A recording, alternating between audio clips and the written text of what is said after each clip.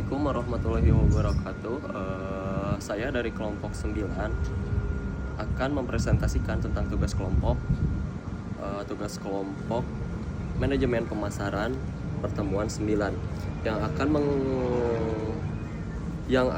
akan menjawab dari 4 pertanyaan ini, yaitu A.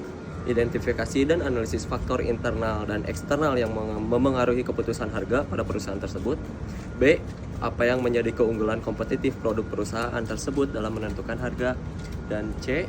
Apakah perusahaan tersebut akan menggunakan strategi penetration pricing, premium pricing, value based pricing, atau lainnya. Berikan alasan yang mendetail untuk pemilihan strategi tersebut. Dan yang terakhir, D. Tetapkan harga jual produk berdasarkan data yang tersedia serta bandingkan dengan kompetitor yang sejenis. Saya sebagai anggota dengan nama Dava Saputra Kuswanda dengan NPM 190323, dan adapun rekan saya yaitu Dimas Abdallah dengan NPM 130-323-131 121. Dan adapun Muhammad Rafli Albari dengan NPM 190-323-139. Dan adapun Rafa Noval dengan NPM 190-323-137. Selanjutnya akan menjawab pertanyaan yang A oleh Dimas Abdallah. Oke, di sini saya Dimas Abdallah dengan NPM 23121 akan menjelaskan faktor internal dan eksternal yang mempengaruhi harga produk. Yang pertama itu internal. Di sini internal ada 3 poin. Yang pertama harga promosi. Harga promosi.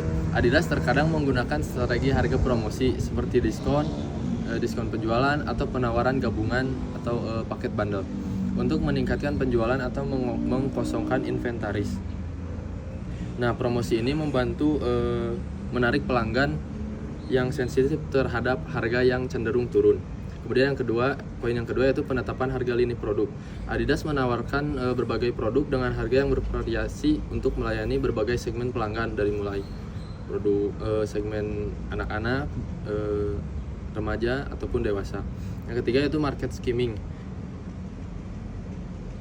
Market skimming ini yaitu Adidas menggunakan strategi market skimming untuk beberapa produk baru atau produk yang inovatif.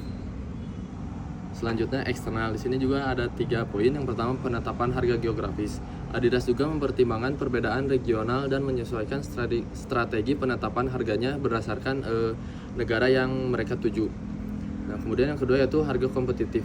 Adidas menghadapi persaingan yang ketat dari merek pakaian olahraga besar lainnya seperti Nike, Puma, dan Under Armour. Nah, mereka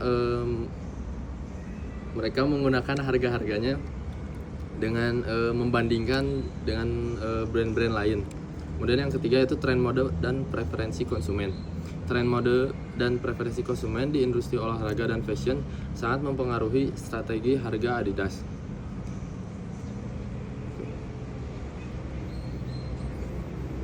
Baik, sebelumnya perkenalkan, nama saya Muhammad Rafli Albari dengan NPM 139 akan menjelaskan poin competitive advantage. Competitive advantage ini bisa disebut keunggulan kompetitif. Keunggulan kompetitif dari merek Adidas ini terbagi menjadi 3. Yang pertama yaitu merek dan loyalitas pelanggan. Yang kedua, inovasi produk dan teknologi. Yang ketiga, segmentasi pasar. Yang pertama, merek dan loyalitas pelanggan. Merek Adidas memiliki reputasi yang kuat di pasar global sebagai simbol kualitas dan prestasi olahraga. Konsumen yang loyal siap membayar harga premium untuk produk Adidas karena mereka merasa percaya terhadap kualitas dan citra merek yang dibawa.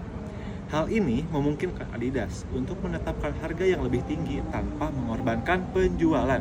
Yang kedua, inovasi produk dan teknologi. Adidas terus berinvestasi dalam riset dan pengembangan untuk menciptakan produk yang inovatif, seperti sepatu dengan teknologi Boost dan Prement. Inovasi ini memberikan nilai tambah bagi konsumen dan memungkinkan Adidas untuk menetapkan harga premium. Produk dengan teknologi canggih atau kolaborasi eksekutif dapat dijual dengan harga yang lebih tinggi karena dianggap lebih bernilai oleh konsumen. Dan yang terakhir ada segmentasi pasar. Adidas menggunakan pendekatan segmentasi pasar untuk menawarkan berbagai produk dengan rentang harga yang berbeda. Mereka memproduksi produk untuk konsumen dengan berbagai daya beli, mulai dari sepatu olahraga entry level hingga produk premium untuk atlet profesional. Ini memungkinkan Adidas untuk menarik berbagai segmen pasar, termasuk konsumen yang lebih sensitif terhadap harga dan siap membayar lebih untuk kualitas yang lebih premium. Oke, saya Dava Saputra Kuswana dengan NPM 190323144 akan melanjutkan dari penjelasan yang telah disampaikan oleh Raffi Albari.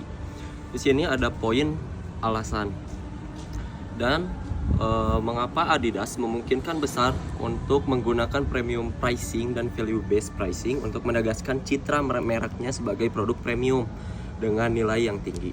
Strategi ini memungkinkan mereka menjaga margin keuntungan yang besar sambil mempertahankan loyalitas pelanggan dan menarik konsumen yang menghargai inovasi serta gaya. Mengapa tidak penetration pricing? Adidas adalah pemain besar dengan basis pelanggan global yang mapan. Mereka tidak perlu menggunakan penetration pricing untuk merebut pangsa pasar karena sudah memiliki posisi pasar yang kuat. Strategi ini lebih cocok untuk merek baru atau merek kecil yang ingin masuk ke pasar kompetitif. Baik, saya Rafa Noval. Saya akan melanjutkan segmentasi perbandingan harga. Berikut ada dua perbandingan sepatu Air Jordan dan sepatu Adidas Samba. Adidas Samba OG dengan harga 2,2 juta. Iconic dengan desain retro, kulit premium, dan sol karet dikenal luas sebagai sepatu streetwear. Kompetitornya Air Jordan 1 Low OG dengan harga 2.199.000. Nike Air Jordan 1 Low adalah pesaing utama di kategori sepatu lifestyle. Dengan desain klasik yang banyak digunakan sebagai streetwear, namun harganya lebih sedikit rendah untuk varian produk ini dibanding Adidas Samba. Selanjutnya sepatu Nike Phantom Luna Academy dan Adidas Copa Pure Dual Firm Growth Boots. Adidas Copa Pure 3 Ground Boots dengan harga 1,2 juta adalah salah satu model sepatu bola dari seri Adidas Copa yang dirancang untuk memberikan kenyamanan, kontrol, dan performa tinggi di lapangan. Kompetitornya Nike Phantom Luna 2 Academy dengan harga 1.048.000 adalah sepatu sepak bola yang dirancang untuk memberikan kenyamanan, kontrol bola, dan performa tinggi dengan detail yang stylish dan fitur yang canggih. Sepatu ini termasuk dalam lini Nike Phantom yang dikenal dengan fokus pada akurasi, tendangan, kontrol bola yang superior, terutama untuk pemain yang sering berinteraksi dengan bola di area ofensif. Selanjutnya ada yang pertama ada Nike umum memiliki harga lebih tinggi di kategori sepatu sepak bola premium dengan fokus pada inovasi dan desain yang lebih high-tech seperti Flight Night. Adidas cenderung menawarkan harga sedikit lebih rendah di kategori yang sama, meskipun tetap menjaga kualitas yang tinggi. Yang kedua ada Adidas Samba, lebih terjangkau dan lebih sering digunakan sebagai sepatu futsal atau sepatu kasual sehari-hari yang nyaman dan tahan lama. Ini adalah pilihan yang lebih baik bagi mereka yang mencari sepatu praktis dan serbaguna. Yang ketiga ada Nike Air Jordan, di sisi lain lebih mahal dan menawarkan performa yang tinggi untuk bola basket. Selain itu Air Jordan telah menjadi ikon mode yang sangat populer dan menjadi simbol status dengan pengaruh besar dalam dunia streetwear dan fashion.